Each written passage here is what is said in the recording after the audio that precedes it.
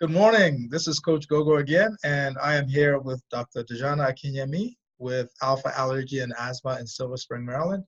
And today we're going to talk about, well, we want to talk about some misconceptions. You can call them misconceptions, myths.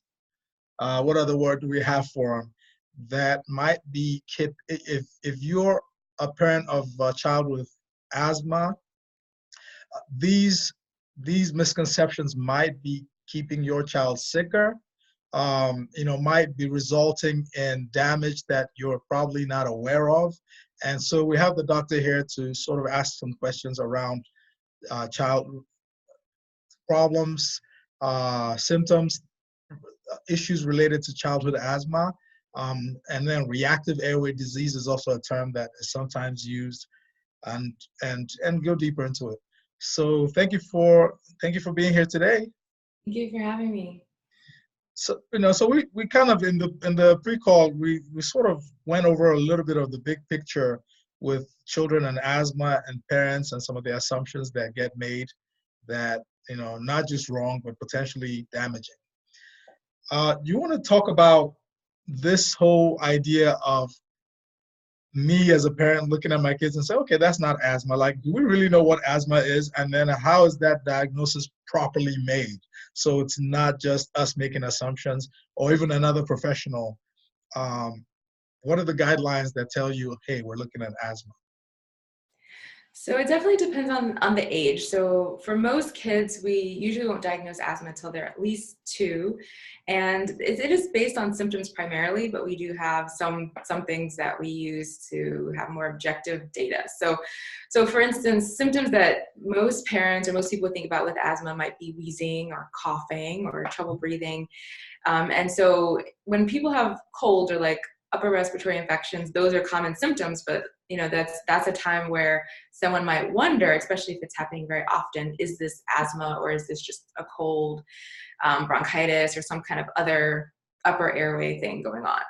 So I think a good guideline is if it's happening very often. So if it's happening more than twice a year, and if it's lasting longer than, so like while the other kids have a cold that seems to last for 5 to 7 days, your child might have a cold that seemingly is gone, fever is gone, runny nose is gone, but then they're still coughing for 2, 3, or 4 weeks after.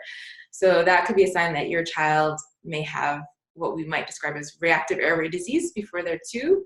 But then once we see it happening, consistently or several times a year, then we would probably diagnose that child with asthma. And so those are just some general guidelines. But of course, going in to see a specialist, getting testing would be the best way to figure it out. Okay. And cover what spirometry is and why it's important. Yeah, so spirometry is a test of your lung function. Generally, based on your age and height and weight, there will be certain amounts of lung capacity that one should have. You should be able to breathe out a certain amount. When you exhale, breathe in a certain amount, and there's a certain pattern to the way that the breathing occurs. So you can measure that, and a very easy test that's done in the office. And so those numbers so if your child comes in, gets testing like that, we can compare them to other not patients who don't have asthma norms, and we can get a measure of what their lung function should be versus what it is. And sometimes it can be completely normal in someone who has asthma, especially depending on the time that you capture it, because asthma is we think of it as a reversible condition, meaning at times your airway is very inflamed and tight.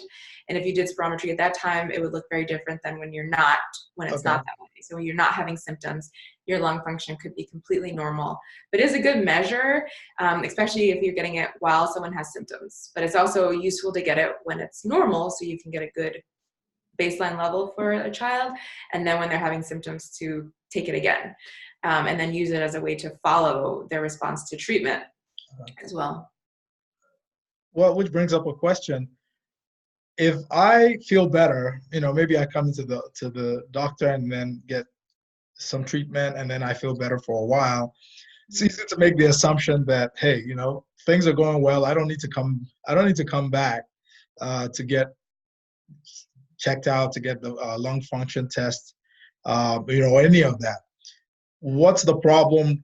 And this is the kind of thing that I would do, and as you well know. But so what is the problem with this kind of assumption about, well, I feel fine, or even when the lung function test comes in and it doesn't look good, but I feel fine breathing? Why is that happening? Why is that even possible? Well, yeah, so first of all, sometimes the symptoms are not, symptoms are very subjective by nature. So what you think is normal may not be normal. It's normal for you, but it doesn't mean it's normal. So it's good to have something objective, like a test to say, look, this is what's going on with your lungs, even though you may not feel anything different. And a person can feel like maybe you could be used to your chest the way it feels, and that is not normal. So spirometry is a good way to measure what's happening even when you can't feel it.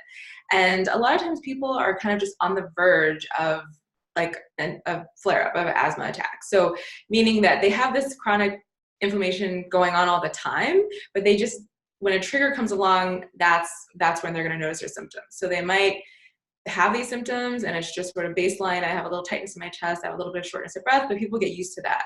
But they only pay attention to it when it gets severe enough, maybe to interfere with their normal activities. So coming in and getting checked between visits is a good way to measure how things are going. So if we're checking lung function at each visit, and we can tell like what's going on in your lungs, even when someone may say, well, I feel fine.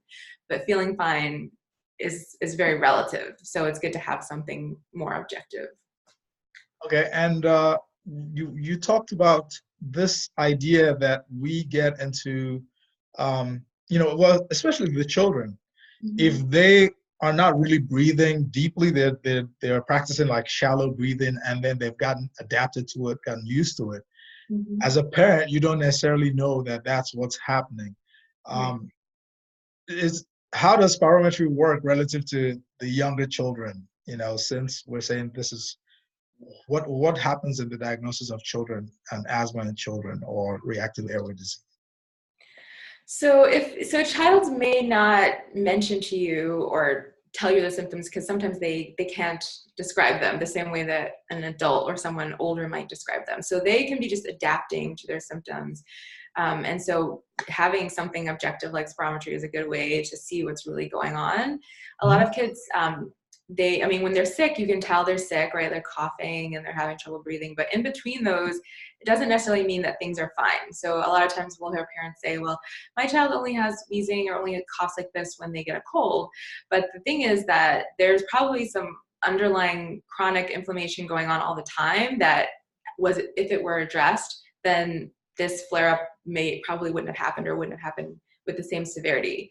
So it's good to be aware of what's happening when your child is so-called normal, once you identify them as someone at risk for developing asthma, and that would be a person who's had multiple flare-ups,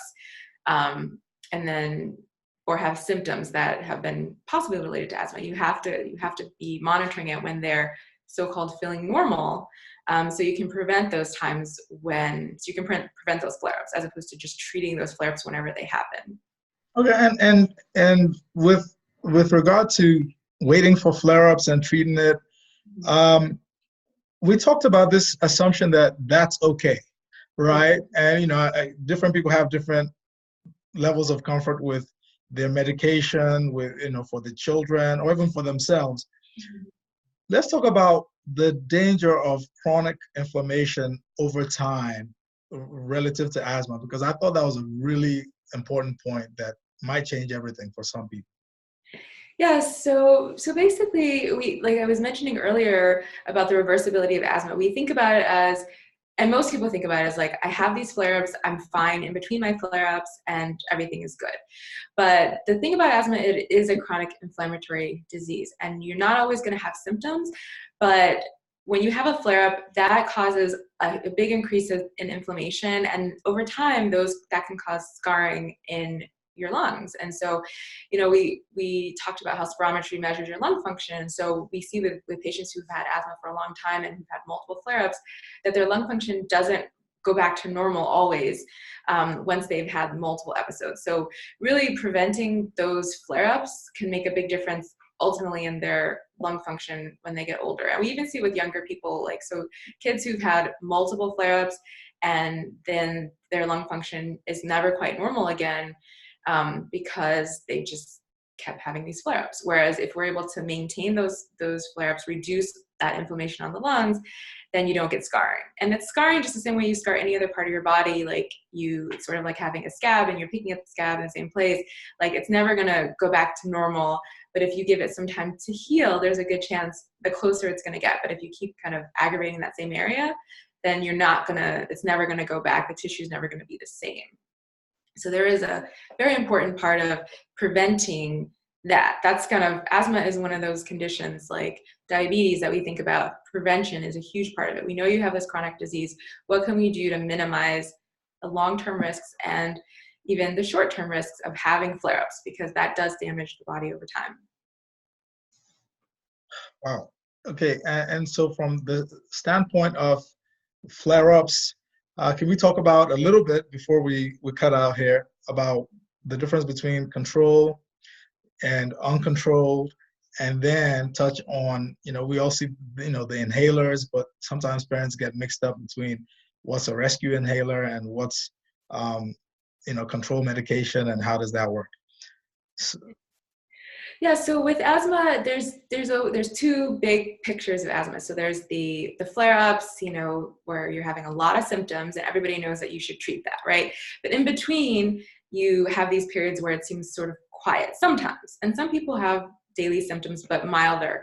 And so the goal is that you want to control those daily symptoms so that you don't get flare-ups, because flare-ups are disruptive, and like I said, they can cause chronic lung damage over time. So there's medications that specifically for controlling your symptoms, and that is your day-to-day wheezing, coughing, shortness of breath, and you want to take those medications to control that chronic inflammation. And then if you're having symptoms beyond that, then you have a rescue inhaler. So if you're out, let's say you're exercising, or you get a cold, or you get a place where you're cold air, then you take your rescue inhaler to control those symptoms. So a lot of patients will just feel like I only need to treat those symptoms when I'm feeling something acutely, and that is not a good approach. One, because the goal is that you should really try not to have those episodes. And so we call it a rescue inhaler because truly it's a rescue. It's not supposed to be like, well, I have symptoms, let me use it. It's really supposed to be, let's try to prevent these flare-ups, but we have something just in case things are not controlled. So, and I also have patients who will use their maintenance medication during their flare-ups because they don't want to take something every day. And the goal really with the daily medications is keeping things so tightly controlled so that when you do get those colds or you do get those triggers, for some people it's exercise, some people it's allergies, it's pets, then you don't have those severe symptoms. So it's really important to if your doctor is recommending a maintenance medication, that to really stick to that, because it'll change how frequently and how severe those flare-ups are. I think in the light of this conversation, I think something that gets overlooked a lot in the asthma conversation, particularly in some of our communities, the urban communities, the African American communities, when you have children and asthma, you see there are a lot of unnecessary, hospital emergency room visits that need not have happened. And asthma is a condition that can result in mortality. I think, it can be a fatal situation. Okay. And so, well, thank you for breaking it down. And if you have thoughts on just any closing thoughts that you wanted to share before we cut out for today. Yeah, so I mean, just on that point that, asthma is, we don't like to think about it because it's so common, it's such a common condition that it is a fatal condition, and it's one of the most chronic diseases in children, basically. So when we think about things that can cause death in children, then of chronic diseases, asthma is going to be on the top of the list. And so it's important that, we wonder, how does something like asthma, which is so common, result in death? And sometimes it's missing symptoms. It's sometimes not being aware that a flare-up can actually get that severe, and not being aware of symptoms. So in children, not being aware of your symptoms, it's easy because kids are not thinking about that. So as parents, we have to be aware of what's going on with their children, so that they're not getting to the point of needing to go to the emergency room and then possibly, being at risk of dying from a condition that's very treatable. So just keep that in mind. Thank you so much. I appreciate your time, and we're going to continue with this series soon. So catch us on the next episode or next time we're able to talk. Thank you very much. Thank you.